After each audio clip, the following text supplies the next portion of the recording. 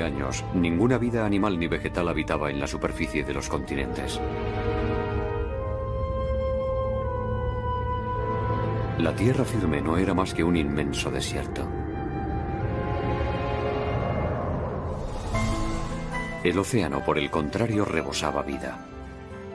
En aquel entonces, nuestros antepasados eran una especie de peces primitivos. Pero muy pronto tendrían que abandonar este medio en el que la vida había aparecido por primera vez. Los movimientos permanentes de la corteza terrestre iban a obligarles. Los continentes derivaban y la placa oceánica se elevaba a sacudidas. Los peces tuvieron que adaptarse.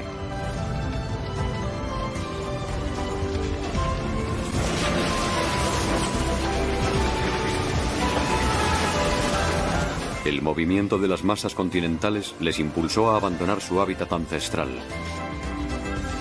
Pero esta terrible prueba fue justamente el origen de un salto evolutivo formidable.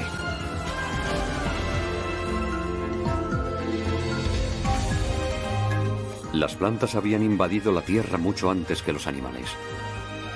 Ahora les tocaba a ellos descubrir nuevos horizontes. Nuestros ancestros desarrollaron entonces pulmones, luego pies y manos. La conquista de la Tierra podía comenzar.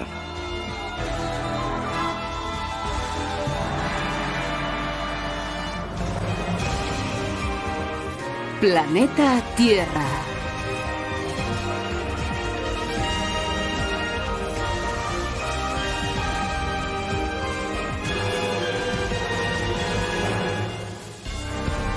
Al asalto de la Tierra.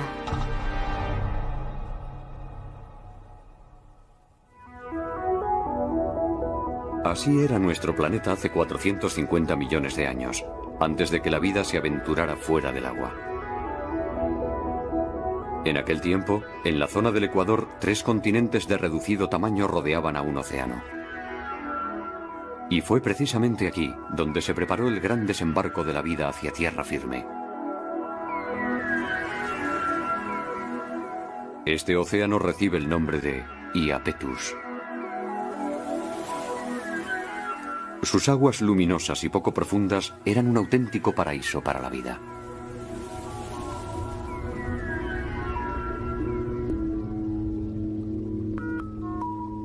Formas de vida muy diversas evolucionaban entre los inmensos arrecifes coralinos de este Edén acuático.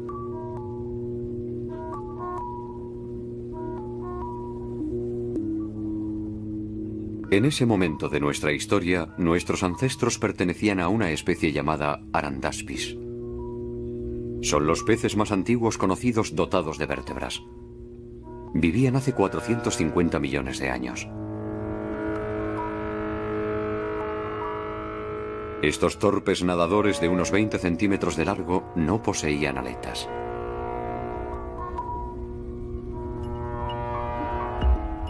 El Arandaspis debía de ser bastante pacífico. Se alimentaba de microbios que absorbía del fondo.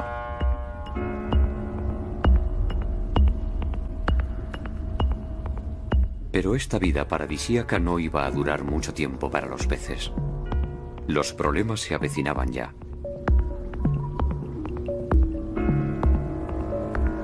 ¿Qué tipo de problemas?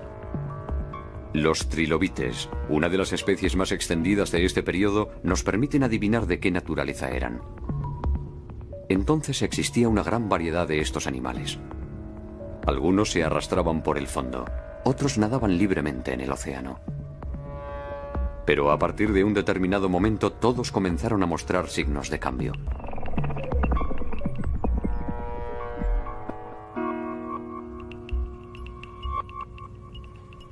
El profesor Richard Fortey del Museo de Historia Natural de Londres habla de una auténtica convulsión en la morfología de los trilobites.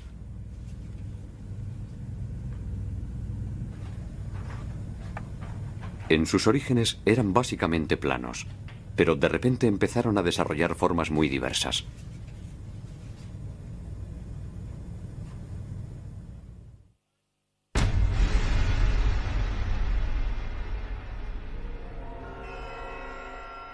El Dicranurus, por ejemplo, apareció hace 400 millones de años.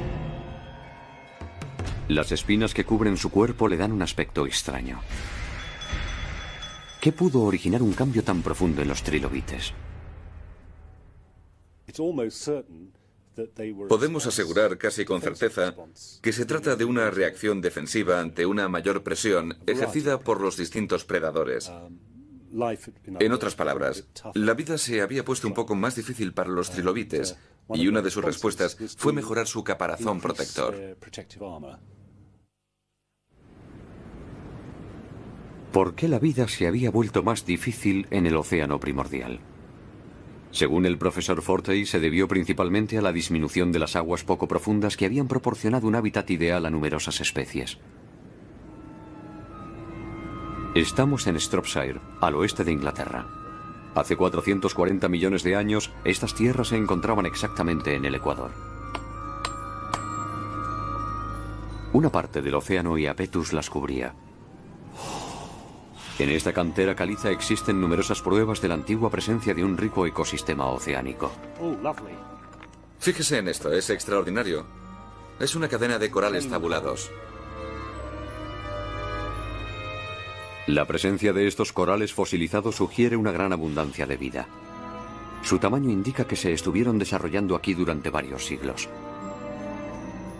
Sin embargo, a partir de un momento concreto, este testigo de la riqueza del medio marino desapareció bruscamente. No quedó ni rastro de este mar idílico. Pero esta vez, ni el impacto de un asteroide, ni los avatares de la vida fueron la causa de tal conmoción. El cambio vino del interior del planeta.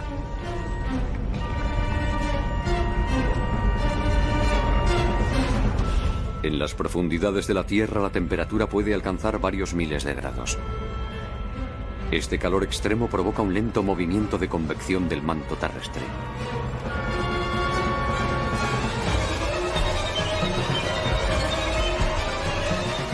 Dicho movimiento empuja a las masas continentales a una deriva sin fin sobre la superficie del planeta. Precisamente esa deriva de los continentes fue la que hizo desaparecer el océano Iapetus. Las tres masas continentales que lo rodeaban se acercaron entre sí.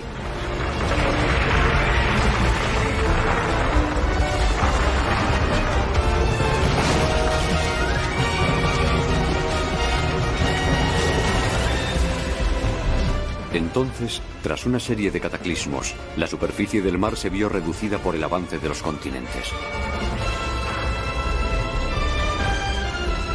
Como no podían desplazarse, la mayoría de los corales fueron destruidos. Algunos peces lograron escapar, pero ya solo disponían de zonas muy reducidas de macizos coralinos.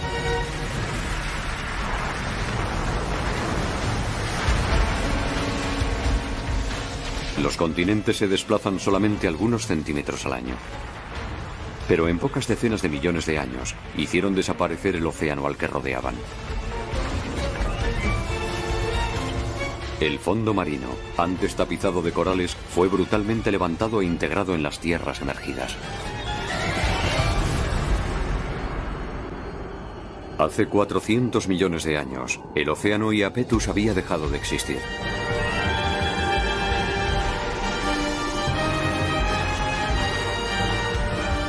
Las tres masas continentales se juntaron en un solo continente. Solo su contorno albergaba todavía los mares coralinos que constituían el hábitat privilegiado de trilobites y de peces.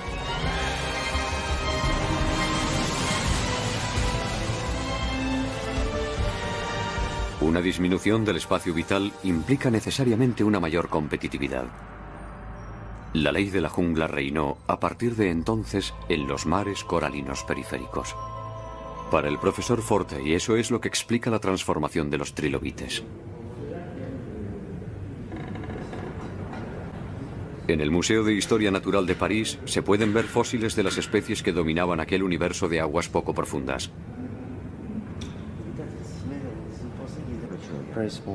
El profesor Daniel Gouget es un experto conocedor de los dueños y señores incontestables de aquel medio. Estos son placodermos, peces dotados de una poderosa mandíbula.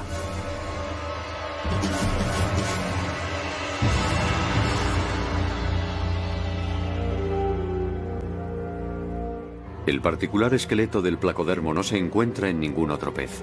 La parte anterior de su cuerpo estaba protegida por verdaderas placas de armadura ósea.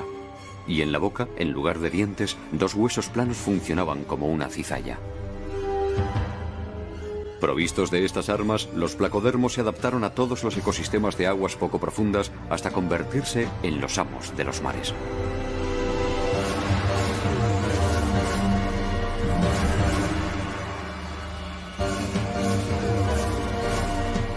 El Dunkleosteus es uno de los placodermos que alcanzaron tamaños extraordinarios. Algunos especímenes llegaban a medir hasta 6 metros de largo. Frente a tales monstruos, nuestros antepasados estaban totalmente desarmados.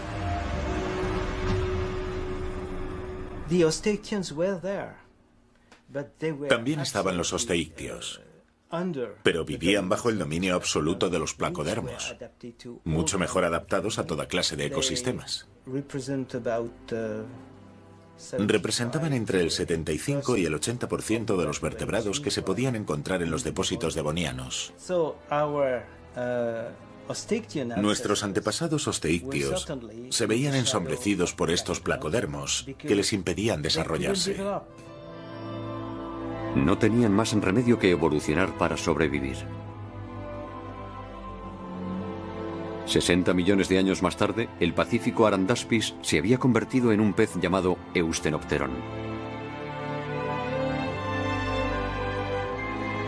Dotado de aletas, era un eficaz nadador.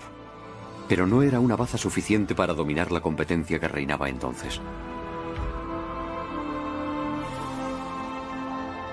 En estas aguas, donde los peces gigantes eran los reyes, el Eustenopteron debía superar otra etapa.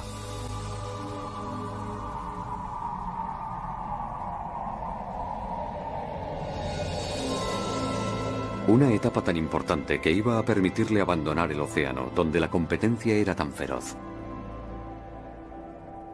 Pero ¿hacia qué horizonte se encaminó el Eustenopteron?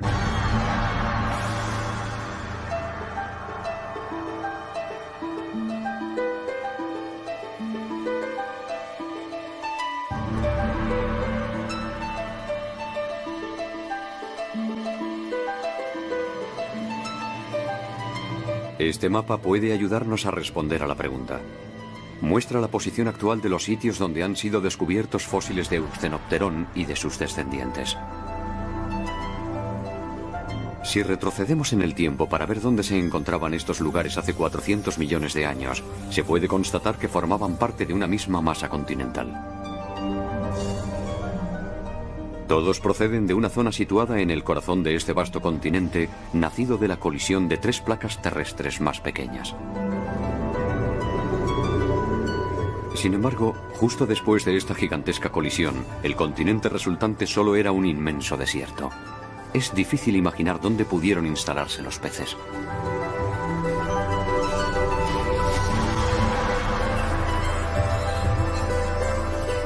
En un entorno tan hostil, ¿dónde lograron encontrar refugio nuestros antepasados? Un indicio nos lo proporciona la cadena montañosa, a lo largo de la cual fueron encontrados todos los fósiles, ya que nos señala precisamente el lugar de la colisión de los continentes originales.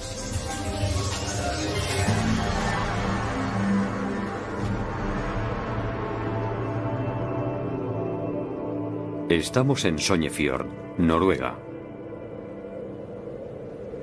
Es el más septentrional de todos los lugares que atestiguan la colisión de los dos macizos continentales llamados Báltica y Laurentia.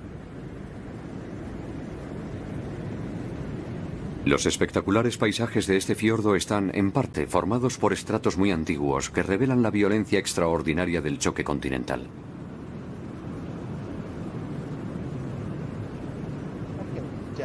Esta curvatura visible en los estratos es un pliegue. Nos muestra cómo se comporta la superficie de la Tierra cuando chocan dos continentes. Las rocas más sólidas se doblan como un malvavisco bajo la enorme presión ejercida durante largos periodos de tiempo.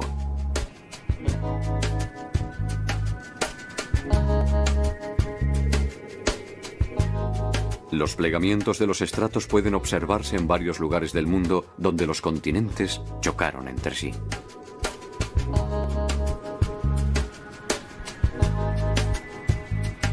Es el caso de Monreith Bay, en Escocia. Hace 430 millones de años, este lugar formaba parte del océano Iapetus.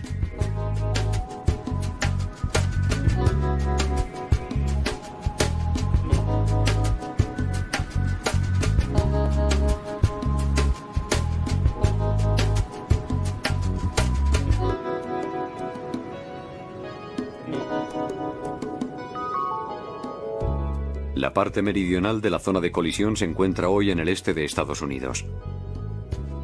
Estamos en Monadnock Mountain, en New Hampshire, uno de los picos más escalados del hemisferio norte.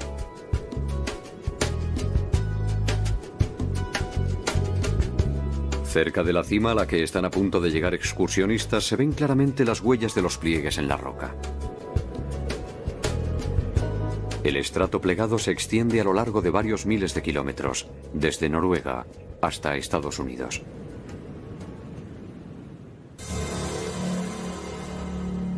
La fuerza colosal que provocó estos pliegues modificó igualmente el medio ambiente terrestre.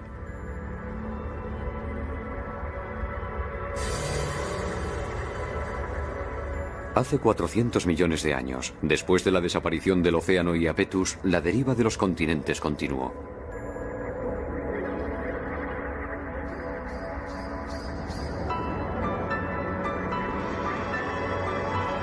En cada punto de contacto, la Tierra, empujada por uno y otro lado, se fue elevando progresivamente.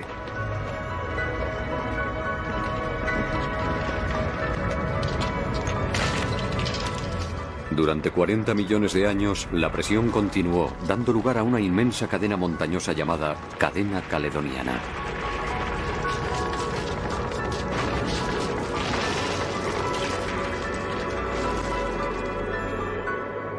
Los científicos creen que era tan alta como el Himalaya actual, con numerosos picos por encima de los 8.000 metros.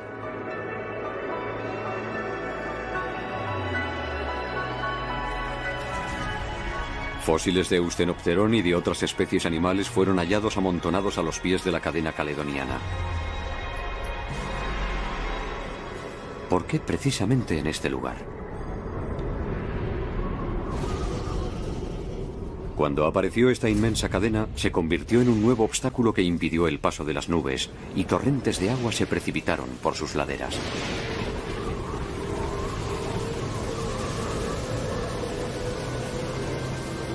El agua, al horadar la ladera, formó ríos.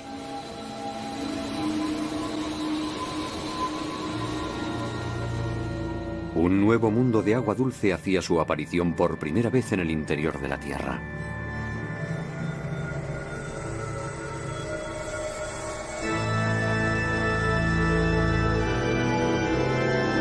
Para los peces, que luchaban por su supervivencia en las aguas poco profundas que bordeaban el continente, estos grandes cursos de agua dulce que desembocaban en el mar eran un refugio inesperado. Pero estos ríos no constituían un hábitat totalmente protegido. En aquel tiempo, el musgo y los pequeños helechos apenas empezaban a implantarse en la tierra. Las orillas de los ríos seguían siendo en su mayoría desérticas. Bajo los rayos del sol, la tierra se secaba y se cuarteaba. Cuando llovía, los ríos se desbordaban y se transformaban en torrentes de lodo. Estas primeras aguas dulces constituían un medio muy inestable, así que para los peces instalarse no resultaba tarea fácil.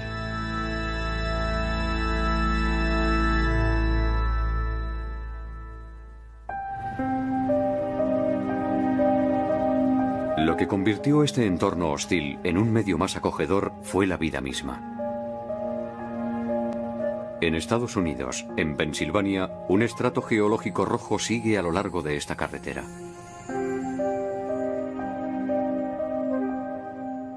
Hace 370 millones de años, esta colina se encontraba al pie de las montañas caledonianas y por ella discurrían grandes ríos.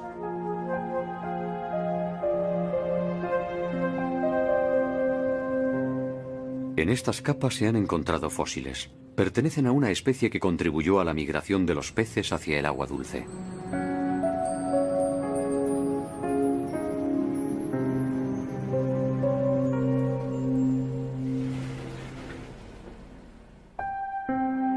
Estos fósiles son de una planta llamada Archaeopteris.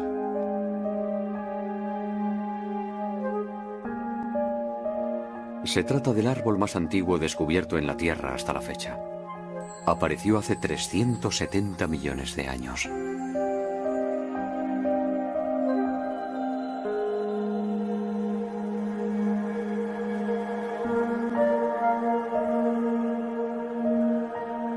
El Archaeopteris se parecía a una conífera. Fue el primero en la historia de la Tierra en poseer un tronco.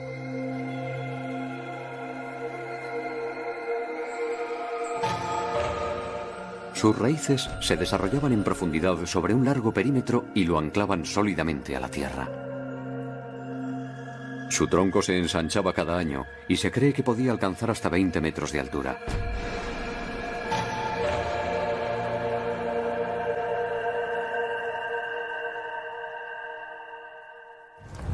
Okay, Chuck, let's see.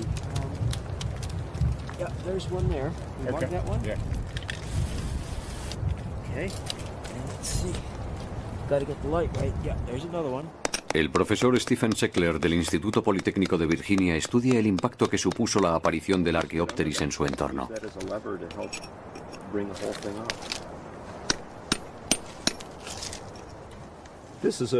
Es una hermosa cepa de Archaeopteris, muy representativa de los árboles de aquella época. Debe de tener unos 25 centímetros de diámetro.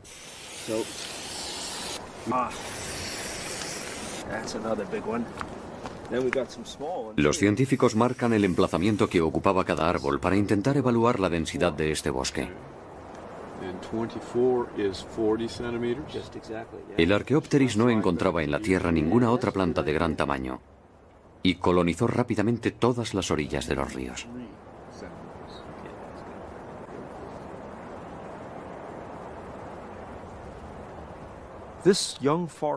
El bosque joven que tenemos aquí detrás presenta grandes similitudes con los primeros bosques de Archaeopteris. Estos árboles de tronco blanco, actualmente pelados, tienen poco más o menos el mismo tamaño que los primeros Archaeopteris. Su aparición supuso un cambio del ecosistema en su globalidad. Lo que antes era un entorno al descubierto, muy poco productivo, se transformó en un medio cubierto de una densa capa arbórea con una tasa de productividad mucho más elevada. Antes de la aparición del Archaeopteris, el interior de los continentes era un entorno hostil para los animales. Pero a partir de entonces, las tierras áridas se cubrieron con los primeros bosques de la Tierra.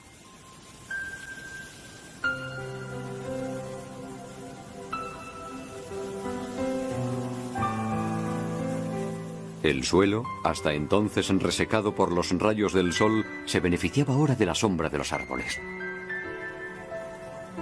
En los bosques se formaban lagos y pantanos, creando en el interior de los continentes cada vez más zonas habitables para la fauna acuática.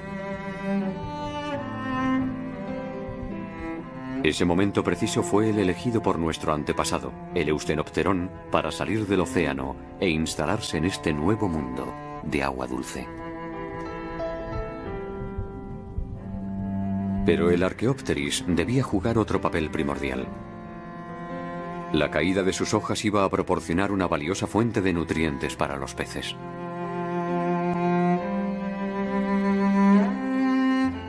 Las hojas del Archaeopteris, descompuestas por las bacterias, pasaron así a alimentar a la fauna acuática.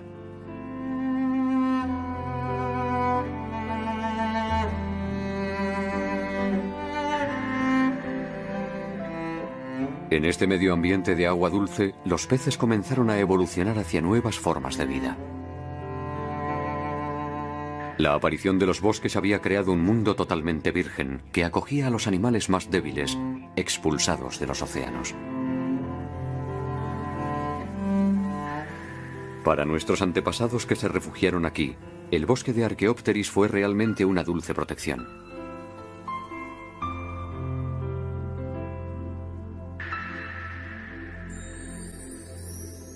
Pero su nacimiento no solo había creado las condiciones para dar un nuevo salto evolutivo, también trajo consigo su ración de catástrofes. ¿A qué nuevos problemas se enfrentó la vida en estos pantanos recién creados? En Sudamérica se encuentra la respuesta a esta pregunta.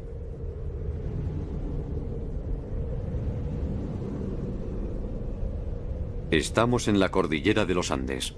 Esta cadena montañosa es también el resultado de un choque continental ocurrido hace 400 millones de años.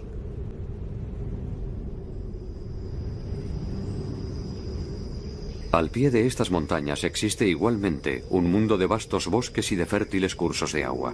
Es la Amazonia.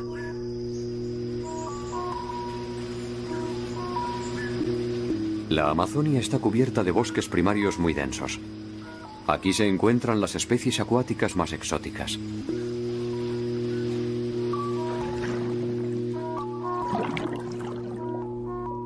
La armadura de este pleco recuerda sin duda a la de algunos peces prehistóricos. Y el majestuoso arowana presenta unas características únicas. La Amazonia es un verdadero santuario para las especies de agua dulce.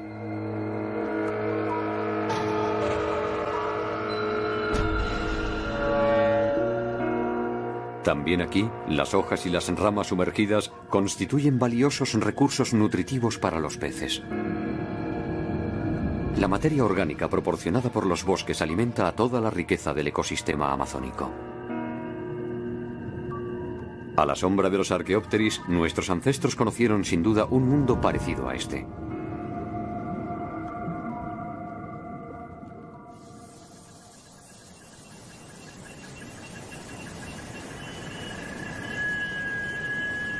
Pero en la Amazonia, el mes de junio señala el principio de la estación más difícil para los peces.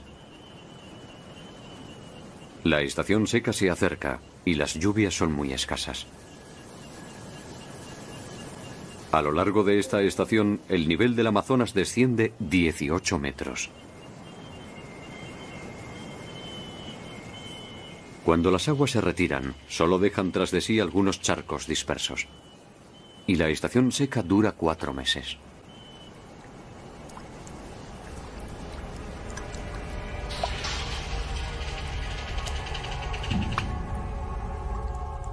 Estos peces vienen a respirar a la superficie porque las concentraciones de oxígeno en el agua son insuficientes. Cuando hay menos agua y las temperaturas son más elevadas, la cantidad de oxígeno disuelta en el agua disminuye.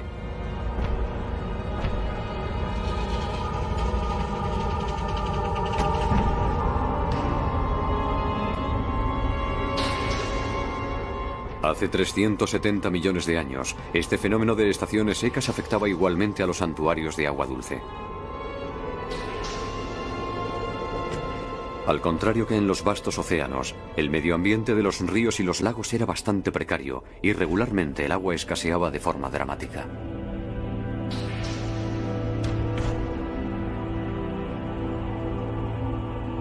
En las estaciones secas, los Archaeopteris que antes habían prodigado todos sus beneficios se convirtieron también en una fuente de problemas.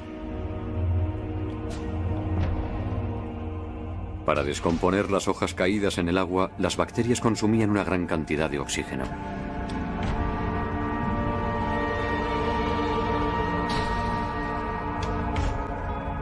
El gran desafío al que se enfrentaba la vida en este entorno de agua dulce era, pues, la rarefacción del oxígeno.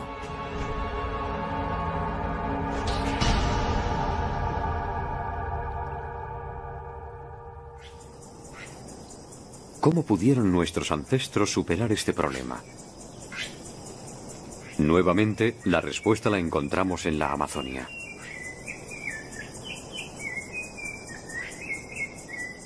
Aquí vive una especie capaz de acostumbrarse a las estaciones secas más terribles.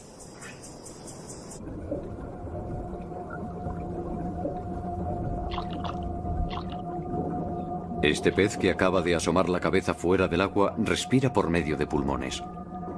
Es un dipneo. Este tipo de pez no se preocupa por el nivel de oxígeno del agua, pero si no sube a la superficie para respirar en el exterior, se ahoga. Estudios recientes han demostrado que el dipneo es uno de los parientes más cercanos de nuestros antepasados que vivían en la época de los Archaeopteris.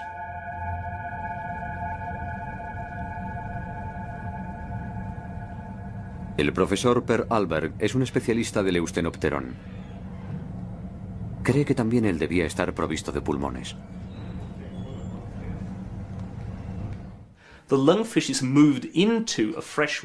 Los dipneos vivieron en los pantanos de agua dulce al mismo tiempo que los primeros tetrápodos. Se han hallado fósiles de ambas especies en los mismos estratos. De modo que, cuando observamos a los dipneos actuales y su sistema respiratorio, estamos viendo a un animal muy cercano a los primeros tetrápodos. Los pulmones aparecieron para permitir a estos animales respirar incluso en aguas tropicales pobres en oxígeno. Los científicos han tratado de reconstruir las etapas de la aparición de los pulmones en los peces prehistóricos. En un primer momento, la parte superior del esófago se infló, transformándose en un esbozo de pulmón. Y cuando se produjo la migración de los peces del océano hacia el agua dulce, estos apéndices se desarrollaron especialmente. El interior de estos nuevos órganos estaba relleno de vasos sanguíneos para permitirles absorber más oxígeno. De modo que fue precisamente la exposición a los violentos cambios del hábitat de agua dulce y la variación en la concentración en oxígeno lo que obligó a los peces a desarrollar órganos respiratorios como los pulmones. Esta adaptación iba a facilitar el siguiente salto evolutivo. A partir de ahora, la vida podía abandonar su cuna oceánica para extenderse prácticamente por todos los hábitats, tanto en la tierra como en el aire.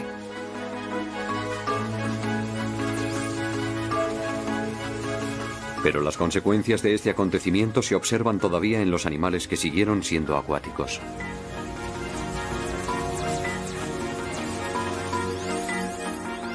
La mayoría de los peces que existen actualmente son, en realidad, descendientes de los primeros dipneos que se establecieron en agua dulce. Sus vejigas natatorias no son sino una evolución de los pulmones primitivos.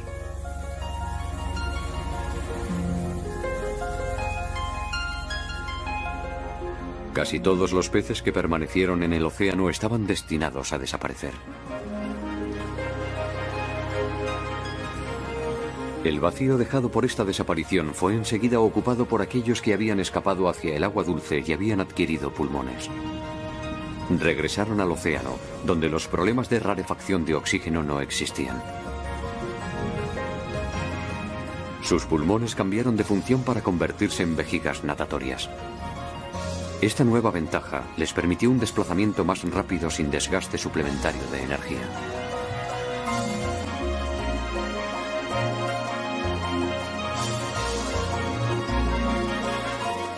A los pies de la cadena caledoniana, este nuevo mundo de bosques y de agua dulce fue nuestra segunda cuna después del océano primordial.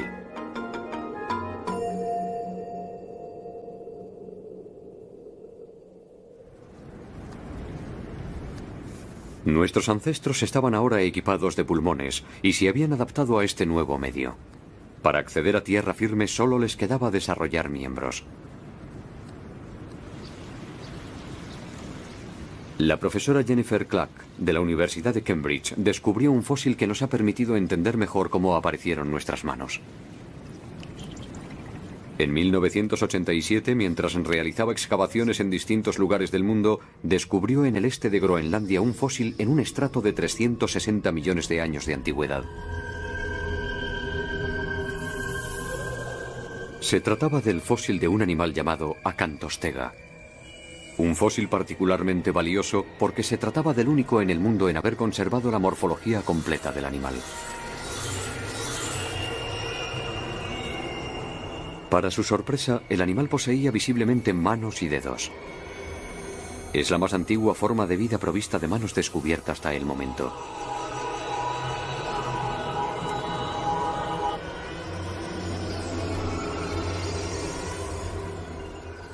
La profesora Clark realizó dibujos detallados de la Acantostega.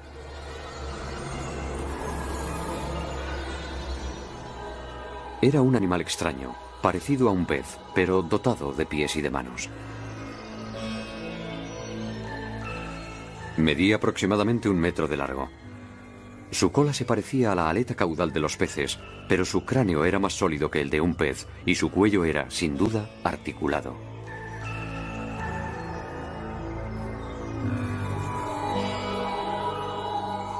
El acantostega era una evolución del Eustenopterón. Sus aletas pectorales se transformaron en patas anteriores y las aletas ventrales en patas posteriores.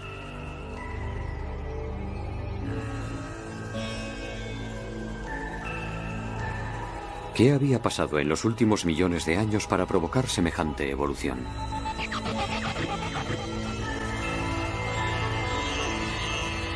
Los dedos de la acantostega planteaban, además, otro problema. Cada miembro anterior constaba de 8 dedos.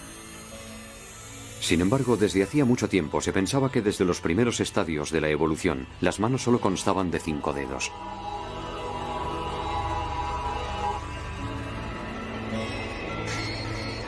Los científicos también creían que las manos provistas de dedos solo habían aparecido después de que los animales se instalaran en tierra firme. El hallazgo de una criatura acuática con 8 dedos conmocionó al mundo científico. Se trataba de un descubrimiento revolucionario que obligaba a replantearse la aparición de la mano. Fue algo extraordinario, ya que hasta entonces se creía que los dedos habían sido siempre 5, que no podía haber más. Como es lógico, aquello hizo a todo el mundo recapacitar sobre el origen de los miembros. Cambió radicalmente la forma de plantearse su aparición y su desarrollo. Al principio, la doctora Clark pensó que las manos y los pies habían aparecido para facilitar el desplazamiento terrestre. Pero el análisis del esqueleto descartó esa posibilidad.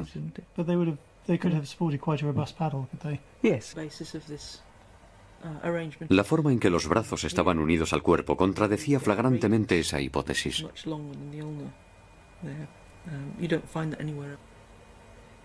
Los brazos de la acantostega salen del cuerpo en horizontal.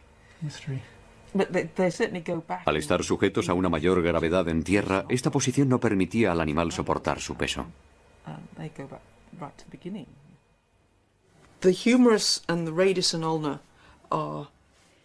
El húmero y el radio forman un ángulo que no permite al miembro doblarse así. Las articulaciones que tenía aquí y aquí sugieren que el brazo debía llevarse de lado y, por tanto, no podía soportar ningún peso. Si no le servían para desplazarse en tierra firme, ¿para qué le servían los brazos a la acantostega? Unos científicos hicieron análisis del esqueleto y realizaron una simulación del movimiento del animal. Pero el resultado, en lugar de aportar respuestas, planteaba aún más preguntas.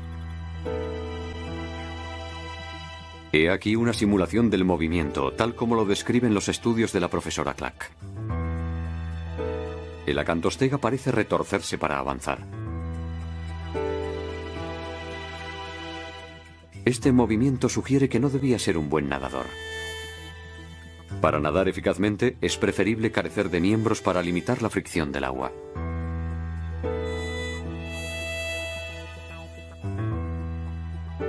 Entonces, ¿por qué el acantostega desarrolló pies y manos? Un enigma muy complicado de resolver.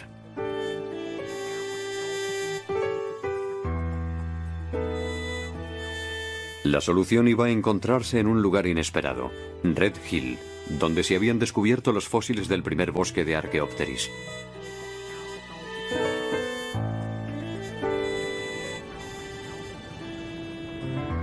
En esta zona se han encontrado muchos fósiles de peces.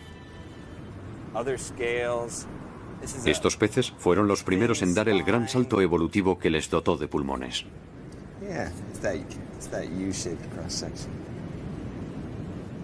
En 1998, el profesor Ted Dessler de la Academia de Ciencias Naturales de Filadelfia descubrió unos dientes de pez muy grandes. Miden más de 8 centímetros de largo.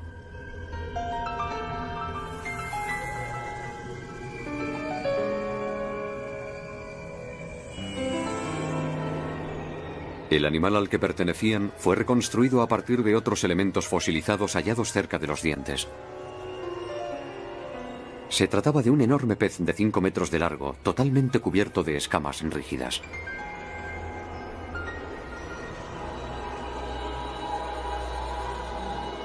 Su nombre, Inelia, el más impresionante de todos los dipneos carnívoros de ese periodo. En aquel entonces era sin duda el rey de los ríos.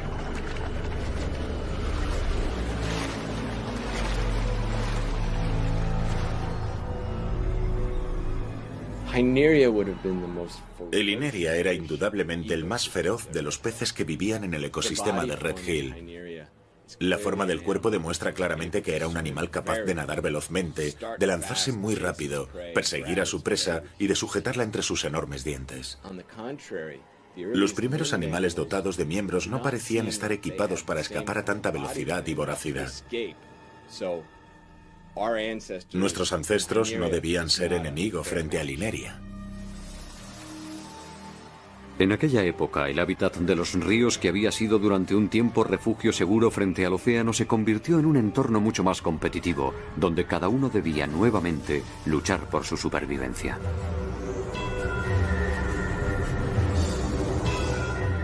Lejos de los 5 metros de Ineria, el acantostega parecía muy vulnerable. Una vez localizado, no tenía ninguna oportunidad de escapar a una muerte segura.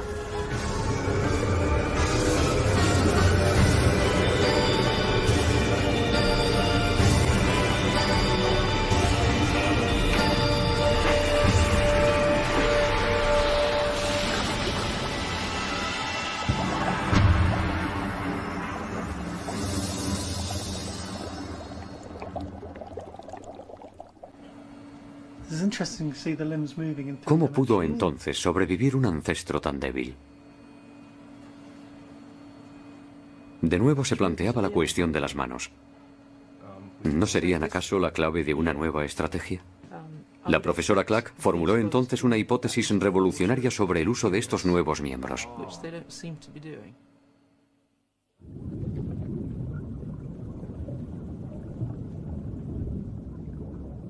Este pequeño pez que podemos observar en la actualidad fue el que la puso sobre la pista.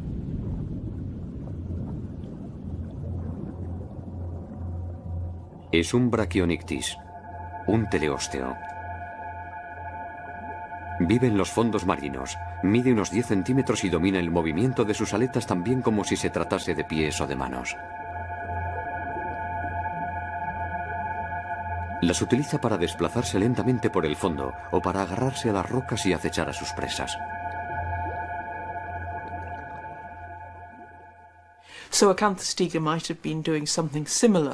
El acantostega se comportaba tal vez de la misma forma en los ríos pantanosos.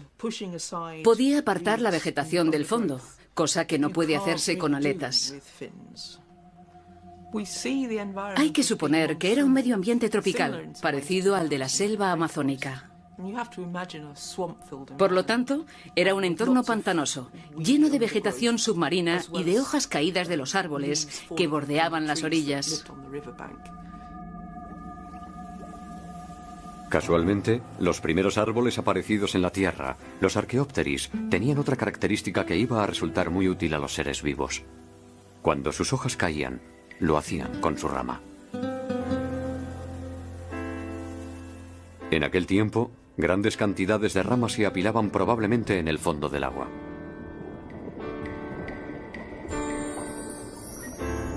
En opinión de la profesora Clack, quizás en estas aguas profundas, entre la maraña de ramas, es donde el acantostega decidió establecerse.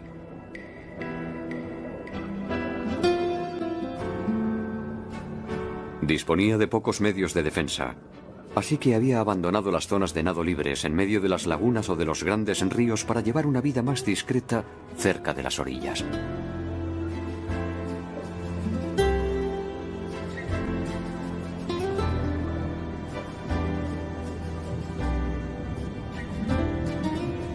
Y para esconderse entre las ramas caídas, sus manos eran, con certeza, muy prácticas. Le permitían abrirse paso entre la maraña de ramas, donde se alimentaba de pequeños peces.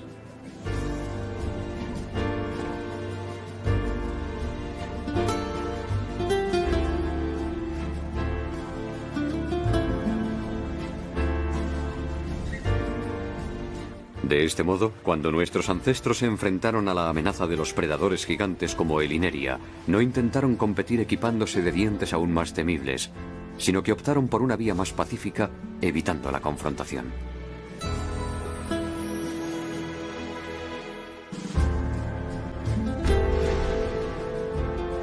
Esta opción iba a permitirles dar un increíble salto hacia adelante en la evolución. Gracias a las manos que le permitían abrirse paso entre los ramajes, el acantostega pudo vivir en las aguas poco profundas de los ríos al abrigo de los peces más grandes.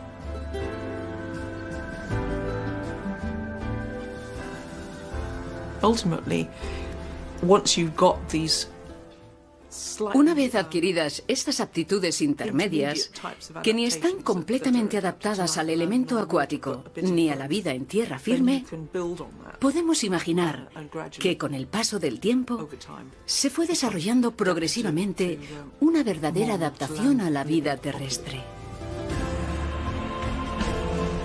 El acantostega era en realidad una especie débil que se encontró en un medio muy hostil.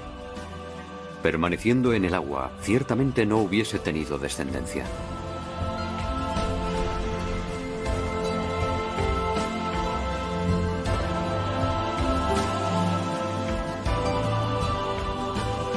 Pero a partir de un cierto momento, su mirada se dirigió hacia una nueva frontera. Y después de muchos millones de años, consiguió franquearla. Nuestros ancestros estaban preparados para vivir en tierra firme.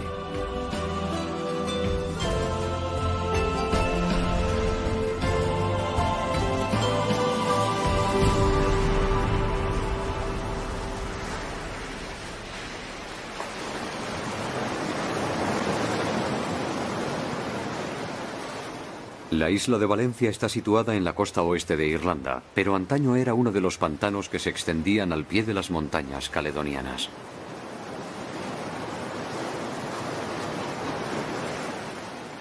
En 1992, gracias a unas excavaciones realizadas en estas costas, se descubrieron unas huellas dejadas por nuestros lejanos antepasados. 260 en total. Evocan claramente el paso de un animal que se apoyaba alternativamente sobre el pie derecho y luego sobre el izquierdo.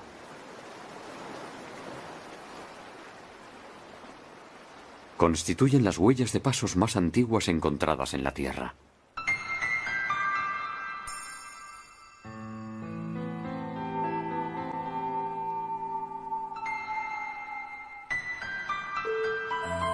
Se cree que el primer animal que recorrió esta tierra apareció hace 360 millones de años.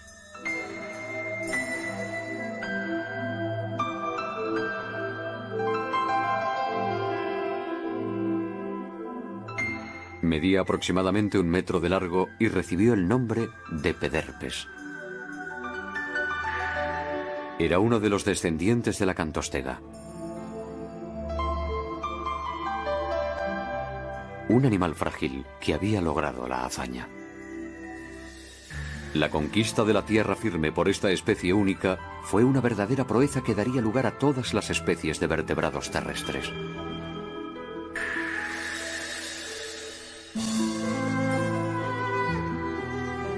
Gracias a la deriva de la tierra firme, la vida se vio impulsada a explorar su superficie. Y sobre esa tierra en movimiento fue donde se desarrolló el proceso evolutivo que condujo hasta nosotros. En tierra firme, la evolución conoció una aceleración espectacular. La superficie de los continentes contenía entornos mucho más variados que el fondo de los océanos. El horizonte evolutivo se amplió y apareció una gran abundancia de especies.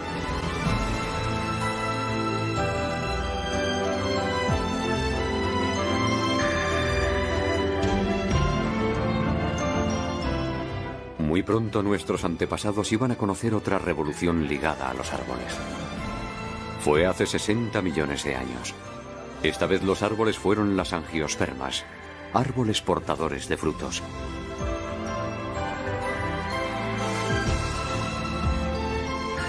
Hasta entonces, los mamíferos solo podían subir a los árboles sirviéndose de sus garras. Pero para llegar hasta los frutos de las angiospermas, tuvieron que adquirir una nueva habilidad de la mano, la facultad de asir.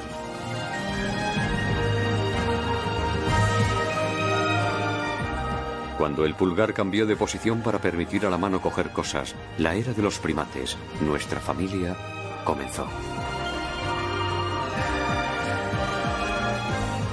Al dejar los bosques, los hombres desarrollarían aún más la habilidad de la mano para crear todo tipo de cosas. Las manos iban incluso a adquirir la posibilidad de expresar sentimientos y emociones.